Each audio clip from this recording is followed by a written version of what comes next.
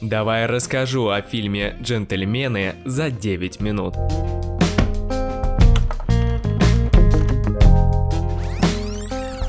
В дом Рэя, помощника крупного производителя марихуаны Мика Пирсона, проник частный детектив Флетчер. В эту субботу детектив встречается с известной газетой, готовый заплатить ему $150 тысяч за компромат на босса Рэя.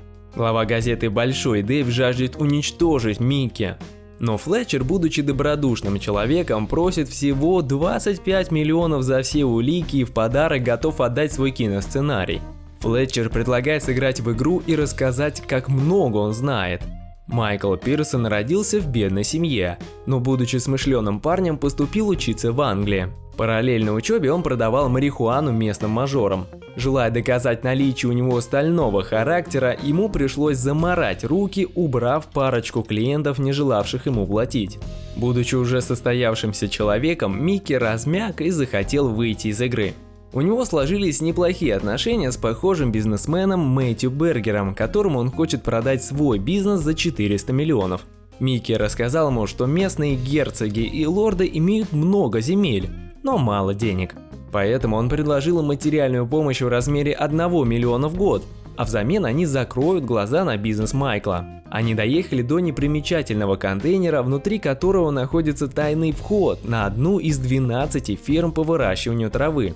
Пирсон имеет репутацию человека, идущего по головам, а когда отрасль легализует, то бизнес должен будет представлять кто-то с чистыми руками. Поэтому он и хочет продать бизнес и уйти на пенсию. Неприязнь со стороны Большого Дэйва началась с момента, когда Микки не пожал ему руку на званом ужине, потому что его газета опубликовала статью об интимной связи одного из его друзей-лордов и дворецкого. Жене Микки, Розалинд, Сухой Глаз бесплатно привез в ее автосервис партию двигателей. Взамен он попросил немного, а именно встретиться с ее мужем. В итоге встреча состоялась. Сухой Глаз предложил Микки купить его бизнес, но Пирсона не устроила сумма. Сухой Глаз перешел в агрессию и начал ему угрожать. После этой встречи у Микки начались проблемы.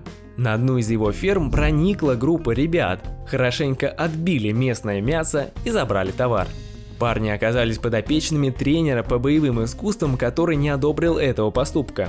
Тренер отправился к Рэю, когда узнал, что ферма принадлежит Микки Пирсону, и то, что о ее местонахождении рассказал китаец по имени Нах. Он извинился за ребят и предложил свою помощь. Для начала тренер привез в багажнике того самого китайца Наха. Тот признался, что следил за ними, а адрес ему сообщил Сухой Глаз. При попытке удрать от них, Нах упал на ЖД пути и его переехал поезд. Микки Пирсону пришлось закрыть ферму и закончить сотрудничество с лордом Генри, на участке которого она располагалась. Лорд Парсифаль обратился за помощью к Микки. Большой Дэйв решил похоронить Майкла, воспользовавшись дочерью лорда Лорой, выпустив статью о ее наркозависимости и заявив, что Пирсон покрывал ее.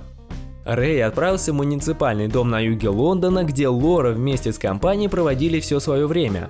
Она оказалась не против вернуться домой. Однако русский парень Аслан ударил охранника, за что тот толкнул его, и он выпал с балкона.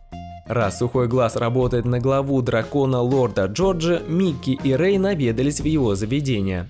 Лорд Джордж тоже занимается наркотическими веществами, но только они убивают людей. Из-за таких веществ умерла Лора. Люди Пирсона подожгли ферму Джорджа и подмешали ему опасную бактерию, тем самым наказав за налет на его бизнес.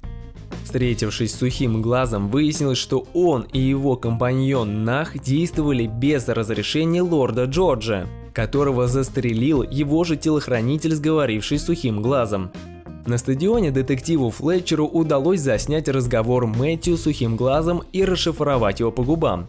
Сухой Глаз заявил, что не намерен больше кому-либо подчиняться, и сказал, чтобы Мэтью свалил, а он все забрал себе.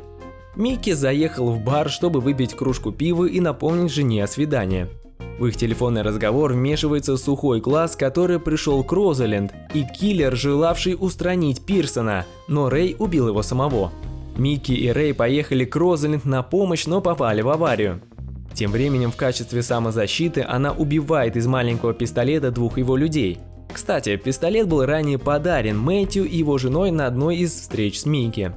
Однако патрона было всего 2, чем воспользовался Сухой Глаз. Он схватил Розалинд и уже начал снимать штаны, как вбежал ее муж и убил его 3 выстрелами из пистолета. Флетчер закончил рассказ своего сценария и поделился своим предположением. По его мнению, Мэтью хотел купить бизнес и назначить управляющим Сухого Глаза, если у того получится сбить цену. Детектив предупредил Рэя, что если с ним что-то случится, все материалы сразу попадут к Большому Дэйву. Он дал 72 часа и ушел из дома. Выполняя поручение Рэя, ребята тренера похитили Большого Дэйва. Проснувшись, ему сразу предложили чай и приятный фильм, где он под влиянием таблетки всю ночь развлекался с жирной свиньей. И если он не хочет, чтобы видео попало в сеть, то должен забыть о Микки Пирсоне. Встретившись с Майклом на рынке, Мэтью сказал, что цена сделки изменилась и подсчитал, что готов заплатить только 130 миллионов. Пирсон завел его в холодильник и показал подвешенного Сухого Глаза. Поначалу Мэтью отрицал связь с замороженным китайцем, но увидев, что на месте его охраны стоят люди Микки, перестал отпираться. Теперь он должен перевести из холодильника 270 миллионов за доставленное неудобство Микки Пирсону, и при этом у того останется бизнес. Флетчер зашел к Рэю, чтобы собрать деньги. Вместе с тренером они достали 2 чемодана со всеми уликами, которые были у детектива. Рэй давно знал, что он следит за Майклом. А тем вечером его целью было все выяснить про Мэтью и Сухого Глаза, заодно подкинув в его ботинок трекер, чтобы найти собранные материалы.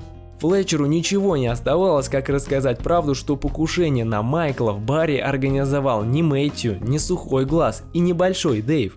Парень Аслан, который выпал с балкона, был сыном русского олигарха, поднявшегося на газе. Флетчер рассказал его людям все, что знает о Микки Пирсоне. За это они обещали ему неплохо заплатить, но после выполнения задания. Раз первая попытка убить Майкла не увенчалась успехом, Флетчер пошел к Рэю, чтобы взять деньги с них, и потом после выполнения задания с русского олигарха. Майкла должны убрать на встрече на рыбном рынке, а Рэя в этот самый момент. Тренер убивает 2 русских, пришедших за Рэем, чем воспользовался Флетчер и сбежал. Оставив Мэтью в холодильнике, Микки сел в машину, где вместо его водителя были русские наемники. Ученики тренера, желая освободить его от постоянных задач Рэя, расстреляли машину Майкла, как только она отъехала. Немного позже, после встречи Флетчера в киностудии, Рэй похищает его на такси. Русские были убиты, а Микки успел пригнуться и остался в живых. Если понравился пересказ, поставь лайк, а также подписывайся на наш канал и смотри больше вместе с нами.